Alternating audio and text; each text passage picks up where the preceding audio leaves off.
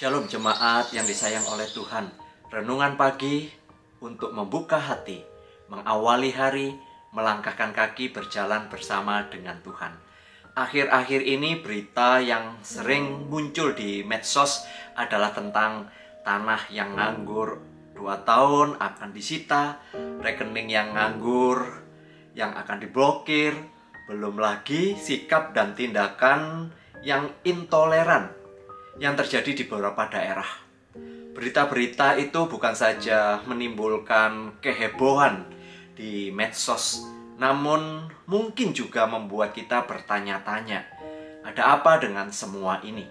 Khususnya dengan masa depan kehidupan kita serta generasi ke depan.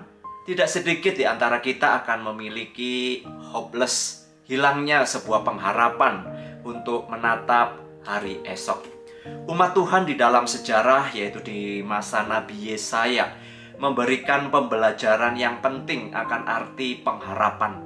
Pada waktu itu, umat Tuhan sedang berada di dalam kondisi terpuruk, sebab mereka akan mengalami masa yang paling sulit, yaitu pembuangan. Negeri mereka, yaitu Yehuda, sedang berada di dalam kekalahan oleh kekuatan Babel. Keadaan negeri menjadi tidak baik-baik saja. Situasi politik mulai goyah, kesejahteraan umat mulai berganti dengan kecemasan dan ketakutan. Di saat situasi seakan tidak menentu, Tuhan berkata melalui Nabi Yesaya dengan berfirman, "Hiburkanlah umatku." Lebih lanjut, kita dapat membaca di dalam Yesaya 40 ayat 29 hingga 31.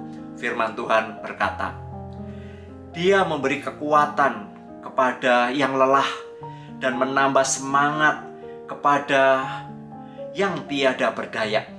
Orang-orang muda menjadi lelah dan lesu, dan teruna-teruna jatuh tersandung.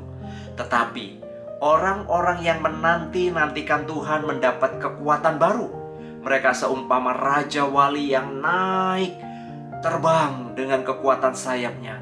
Mereka berlari dan tidak menjadi lesu. Mereka berjalan dan tidak menjadi lelah." Dari firman Tuhan ini kita dapat melihat bagaimana Tuhan sangat peduli dengan kondisi umatnya. Di tengah kondisi yang penuh dengan kecemasan, Tuhan adalah Tuhan yang tetap setia dengan janjinya. Kasih Tuhan tetap memberikan penghiburan yang memberikan harapan dan kekuatan bagi umat di dalam menghadapi situasi yang tidak menentu. Penghiburan Allah bukanlah pesan hampa atau sebuah janji kosong, melainkan janji yang penuh dengan keyakinan. Sekalipun keadaan belum berubah, namun penghiburan dari Tuhanlah yang akan mengubahkan sikap hati dan cara berpikir kita untuk melihat segala sesuatu dari kehendak Tuhan. Kerasnya kehidupan yang kita hadapi memang dapat membuat kita menjadi lelah, burnout, bahkan putus asa. Namun penghiburan Tuhan memberikan kekuatan baru, sebab kita memiliki pengharapan yang pasti. Tuhan memberi penghiburan dan kekuatan bagi mereka yang sedang dalam keadaan lemah dan tidak berdaya. Penghiburan Tuhan benar-benar menjadi kekuatan bagi orang percaya untuk menghadapi apapun, sebab pengharapan di dalam Tuhan adalah pasti. Sedangkan pengharapan yang berasal dari dunia akan segera lenyap, sama seperti rumput yang hanya kelihatan sejenak lalu layu dan kemudian kering dan lenyap. Bagaimana kita menerima kekuatan ini dari Tuhan? Kita menerimanya saat kita percaya untuk menantikan Tuhan. Gagasan di balik menantikan Tuhan bukanlah duduk diam pasif sampai Tuhan melakukan sesuatu. Bukan itu. Tuhan memberi kita kekuatan.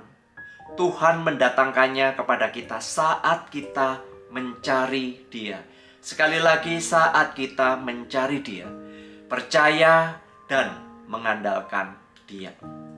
Jika kita merasa lelah karena alasan apapun, Tuhan hadir untuk memberi kita kekuatan. Penderitaan yang kita alami pada saat ini bukanlah sebuah kegagalan janji dari penyertaan Tuhan. Tetapi sesungguhnya ini adalah alat untuk menyelaraskan diri kita dengan rencana Tuhan, sehingga kita akan lebih mencintai apa yang telah Tuhan persiapkan bagi kita daripada kenyamanan yang kita nikmati saat ini. Mari kita mengambil waktu untuk berdoa.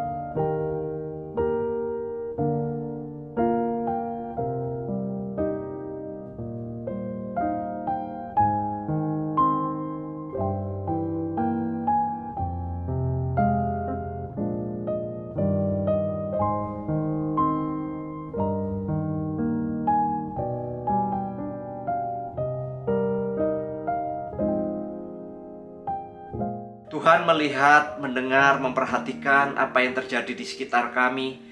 Kadang membuat hati kami menjadi kecil, hati kami seakan-akan bertanya-tanya sedang apa yang terjadi dengan dunia sekitar kami.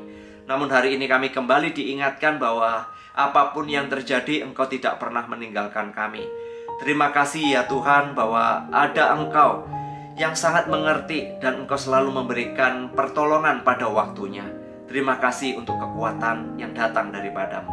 Hanya di dalam nama Tuhan Yesus Kristus kami sudah berdoa. Ketika kita merasa tidak ada jalan, lihatlah jalan yang sedang Tuhan siapkan melalui iman. Seperti Tuhan Yesus yang berkata, janganlah engkau takut. Berkat dari Allah Bapa, kasih sayang dari Tuhan Yesus dan penyertaan Roh Kudus menyertai kita hari ini sampai selama-lamanya. Amin.